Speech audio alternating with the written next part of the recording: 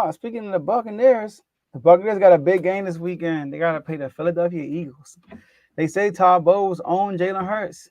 Well, we're gonna see this Sunday. They play in Tampa, and they saying the temperature is looking like 99 plus with the humidity. Woo! It's crazy. So, Trent, who wins this game and why? Well, first and foremost, I just want to, say hi to all the Philly fans in the chat that couldn't make the show tonight. Um, I get it's Friday night, a lot of plans going on, so it's all good. But with that said, Tampa, shout out to Tampa. I hope everyone down in that area is doing okay. Kind of had a hurricane roll through there just the last couple of days, so some flood and some dealing with that. Oddly enough, 2 years ago, exactly on the date, was the last hurricane in Florida, and they were playing the Eagles that weekend. So it's crazy, like deja vu almost. Come on, man. The Buccaneers lost that game, um, but this is a new year, a new team, a new scenario, and I'm gonna roll with the Bucs here, Joe. I would never come on this show and lie, but I'm also not gonna come on here and pick the Eagles. So that's just not how it rolls. I will say Tampa, after the hot 2-0 start, was definitely humbled last week against the Broncos. Baker Mayfield, red flag number one is Baker Mayfield's been sacked 15 times the last 2 weeks. So missing our right tackle, starting right tackle has been huge. The backup has not obviously been filling in well, but at the end of the day, there's more than just one lineman there. So as a collective unit, especially with Tristan Wirfs being on the left side of that, one of the highest paid tackles in the NFL, the coaching staff himself got to take more of accountability and leadership at that position and at that position group. Now, I will say every team deals with injuries, so I'm not going to sit here and say the Bucs are hurt, but every NFL team is hurt. But there is context to it. We've been playing without Winfield Jr. last week. We played without Vita Vea last week. We've been playing all season without Kalijah Kancey on defense. So the Buccaneers actually dropped on their injury report yesterday, had 19 guys listed on the injury report, and 17 of them were starters. So not to say that all 17 of those guys aren't going to play. Realistically, we'll probably be down 4 or 5 of those guys. So it's a tough situation for Tampa. It's a situation that I was aware of to start the season, as other NFL fans are. When your starters get hurt, it's a next man up league, next man up mentality. So you kind of just have to, every team's hurt, like I said. So you kind of have to roll with that. I think one thing the Bucs have been doing well is converting on third down. If you take away last week, and they were number one in the NFL in explosive plays after week 2. Week 3 was not indicative of that at all.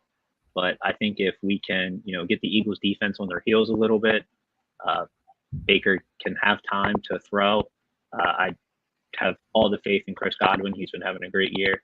And then, we have Hall of Famer Mike Evans out there as well. So I really still do love our wide receiver matchups against their DBs and their secondary, as well as they should probably love third wide receiver matchups against our secondary, although I know Devontae Smith isn't playing. And then I don't know if A.J. Brown is still questionable or what the case is with him. But I really do see a high-scoring game. I think it's 2 good offenses. Obviously, Philly's been rolling with Saquon. I think Jalen Hurts is, as much as he's been throwing to the other team, I think he's still capable of getting the ball down the field.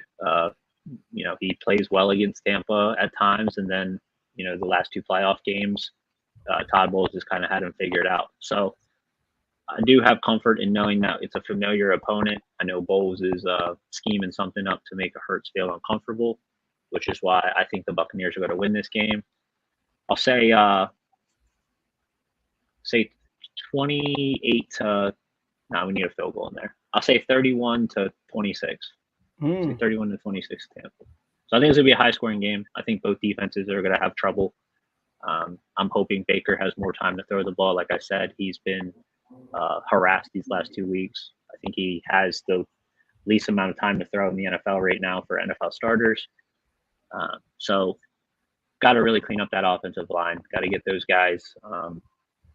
The fact that we beat the Lions in week 2 and Aiden Hutchinson had 5 sacks and the team had 7.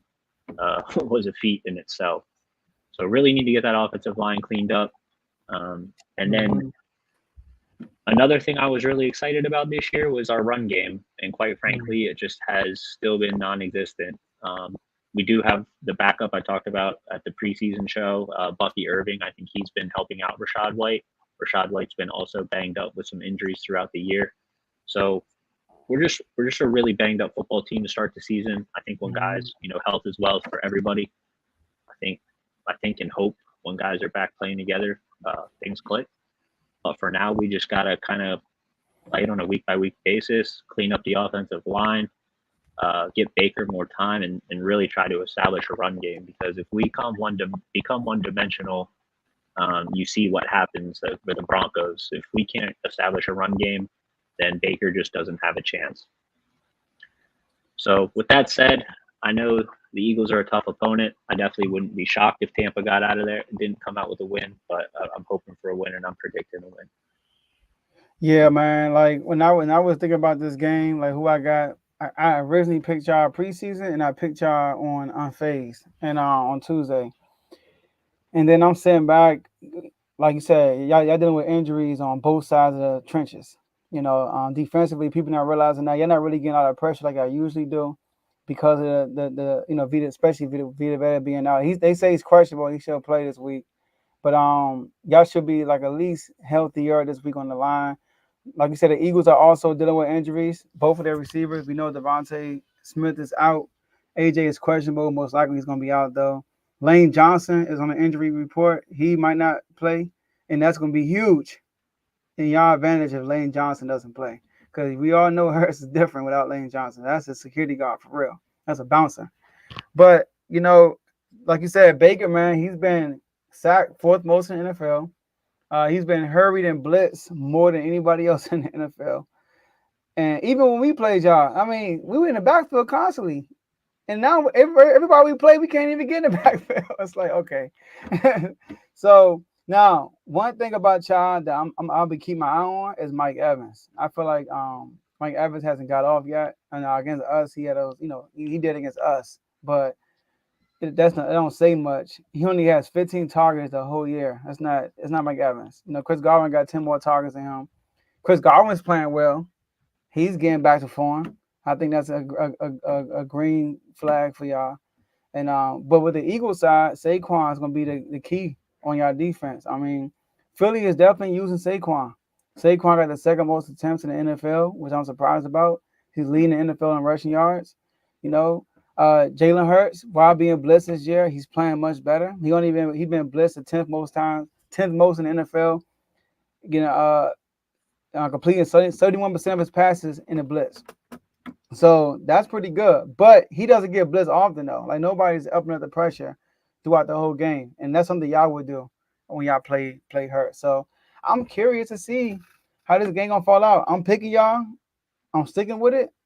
But I'm not gonna lie. I won't be surprised if Philly come through here because I think watching that Saints game, we saw Derek Carr and the Saints did not be pressured the whole year until they play Philly. It's just went up a notch, and then y'all having y'all issues of protecting Baker. That's what I'm curious to see. How that gonna look Baker with all that pressure against Philly. No, I agree, 110%. Yeah. That's why I think both sides of the ball, defensively, I think both teams are going to have their struggles, but whoever pressures the quarterback and gets the quarterback ultimately wins the game. Yeah. And do you think this is a big game for y'all because you got the Saints and Falcons this weekend also, and um, the Saints, you and Saints, y'all tied 2-1. Y'all know how this division is. Lately, this division, whoever will get 9 or 10 wins, they win this whole thing. I feel like this division is more competitive than people thought it would be. Because after this, y'all got back to back, division games. I got the Falcons and the Saints. So do you think like this is a big game for y'all? You know, I find it hard to say it's a huge game, just, being week 4. Mm-hmm. Obviously, you want to win. Every win in the NFL is tough and hard to come by. So I think you do want to win. But like you just alluded to, we have back-to-back division games right after this. So if we go 2-1 in the next 3, I would probably rather it be 2-0 against the division opponents than the Eagles win. With like you said, these division wins are going to be massive in a division where it's been separated by a game margin with it over the last few years, being such a low win total added, with that. So, do I want to beat the Eagles? Living here in Pennsylvania, of course, I want to beat the Eagles. You know how I feel about the Philly fans. I mean, it's all love, but yeah, I don't think it's a must win. As much as I want to win, I don't think it's a must win. Just with the nature of the beast, like I said, week 4, not a division game. I think the next 2 weeks are more detrimental to our playoff chances and hopes. But you want to win every game, and you want to have that confidence going into this game's at home. You want to win at home. You want to defend your turf after just absolutely laying an egg against Denver. You want to get that home swagger back, and you want to springboard that into a short trip. You got to travel up to Atlanta on Thursday night, and then you got to go play the Saints. I believe the Saints are back at home. Yeah, no, y'all back to back on the road. Back to back. Okay, so we go way both. Okay, so we're way both. So yeah, I mean, gear up, get the confidence going at home. Gear up for the road trip against your division opponents. So must win? I don't think so, but obviously you want to win. You want to win more than you want to lose. Yeah, same Blaze. I think it'll be a good game. Y'all schedule, man. Whew. Between now and the bye week, it's pretty tough. Looking at it, Yeah. y'all got a bye week 11. How do you feel about that? Having a late bye week. But before I ask that question, you got a late bye week out week 11. But leading up to that bye week, let's call it the opponents. You play at home in Philly. You play at home in Tampa against Philly.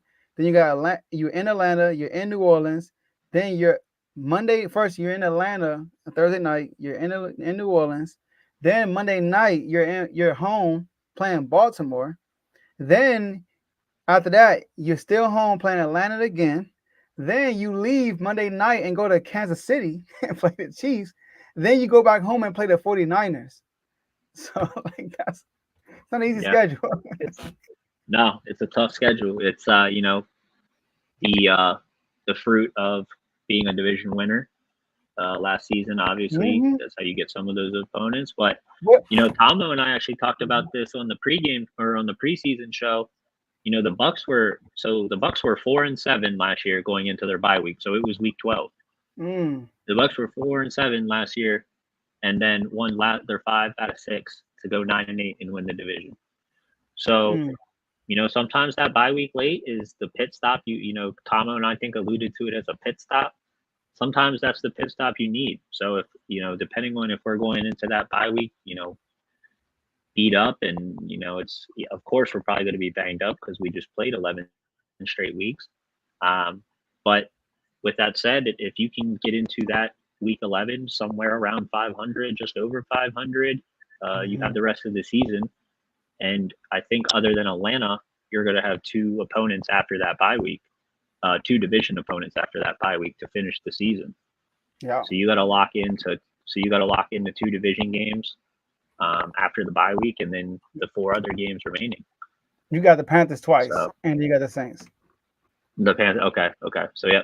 So we got the Panthers twice, and then so 3. So half of your games are division games after that bye week.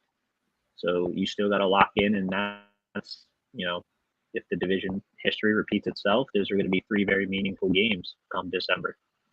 And yeah, because the second half of your bye is based on the teams how we look at them right now is favorable matchups versus the first half. You got the Giants, Panthers, Raiders, Chargers, Cowboys, Panthers again, the Saints. Our bye week is week 14. Yeah, it's the latest possible, right? Yeah, like week 14. I'm like, dang, So, but yeah, it's gonna be a good game. Like you said, it's gonna be a good game. I do want to ask you one more question before you get off. I know we got it's on 55, but your offensive coordinator, man, is in Carolina, and a lot of people was throwing him to the dirt because he benched Bryce Young for Andy Dalton. I haven't had a chance to talk about that. So, how do you feel about the job he's doing so far in Carolina? I mean, I think he's doing a fairly good job with the cards he's been dealt. I've seen a lot of the reason they brought Canales to Carolina was because of the success he had with Baker. So that would indicate to me that they brought him there to work with Bryce Young and try Mm-hmm. to develop Bryce Young. And it just hasn't really worked. I don't know where that call came from, if it was a coaching decision, if it was a management decision. They said it was his. They say it was his? Okay. Mm-hmm. Well, in that case, I mean, it's tough. I don't know. I don't know if that's how you necessarily win over the fan base, but at the end of the day, Andy Dalton came in there last week and threw a lot of good footballs and won a football game. So at some point, I think that was the Panthers' first win in 15 months. So at some point, you gotta go where the wins are. So Andy Dalton's going to be the guy that's going to compete and at least give you guys a chance, and you can protect Bryce Young that way. Bryce Young, could he be a trade piece? Would a team like Miami be interested in him? Who knows? I think there's good and bad from it. I don't really know how to think of it. It was a confusing situation for everybody. Mm-hmm. I think as long as you're winning football games, though, Yeah, you gotta roll with the hot hand. Yeah, I think he's pressured because of the ownership. Like look what he just did at Frank Wright. Like within 1 year, you fire this man. Like they impatient. So I feel like he's doing what he could have win, and he made the right decision. But he also mentioned like Bryce is the future, but he needs to learn from Andy Dalton. Basically, he got thrown to the fire too soon. Now Vaughn asked a question. He said, "Shout out to Vaughn, Mr. RBO. Make sure you subscribe to Real Ballers Only." Will Baker toast the secondary again? Well, like we talked about, I mean, I hope so. If he has time to throw, it's going to be big on that offensive line. If he has time in the pocket, I fully believe in Chris Godwin's ability to get open, Mike Evans' ability to get open.